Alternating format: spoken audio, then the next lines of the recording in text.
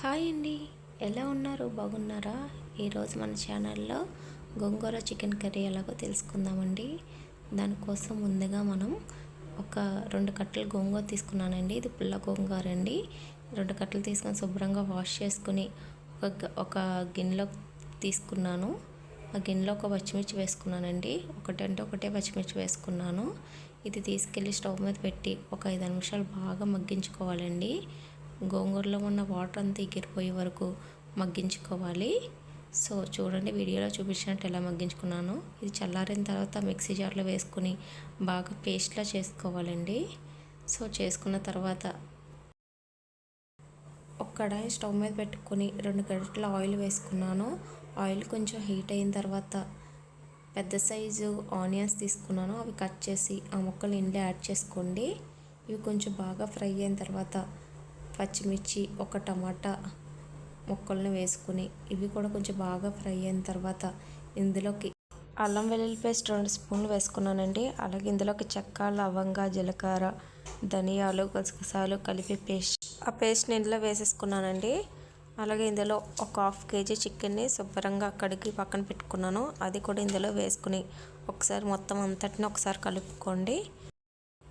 ఒక 5 నిమిషాల తర్వాత ఇందులోకి 1 స్పూన్ పసుపు, అలాగే రుచికి సరిపడగా సాల్ట్, 2 స్పూన్ల కారం వేసుకుని మొత్తం అంతటిని ఒకసారి కలుపుకోండి. కలుపుకున్న తర్వాత ఒక 5 నిమిషాలు మూత పెట్టుకుని మగ్గించుకోండి.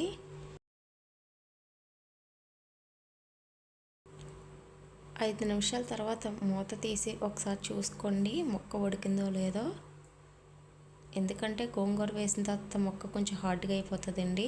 సో ముందుగానే మనం చికెన్ని బాగా మగ్గించుకోవాలండి ఆయిల్లో. ఎంత మగ్గించుకుంటే అంత బాగుంటుంది. దాని తర్వాత ముక్క బాగా ఉడికిన తర్వాత ముందుగా మనం గోంగూర పేస్ట్ చేసుకున్నాం కదా, ఆ పేస్ట్ మొత్తాన్ని ఇందులో యాడ్ చేసుకొని ఒకసారి మొత్తం అంతటిని బాగా కలుపుకోండి. చికెన్ అండ్ గోంగూర బాగా కలిసేలాగా ఒకసారి బాగా కలుపుకోండి. శుభ్రంగా కలుపుకున్న తర్వాత మూత పెట్టి ఒక 10 నిమిషాలు బాగా ఉడకనివ్వండి. ఒక 10 నిమిషాల తర్వాత మూత తీసి చూడండి. కొంచెం ఆయిల్ పైకి వచ్చిన తర్వాత మనకు తెలుస్తుంది గోంగూర చికెన్ ఉడికిందని తెలుస్తుందండి. అప్పుడు ఇందులోకి మనకి సరిపడగా వాటర్ వేసుకోవాలండి.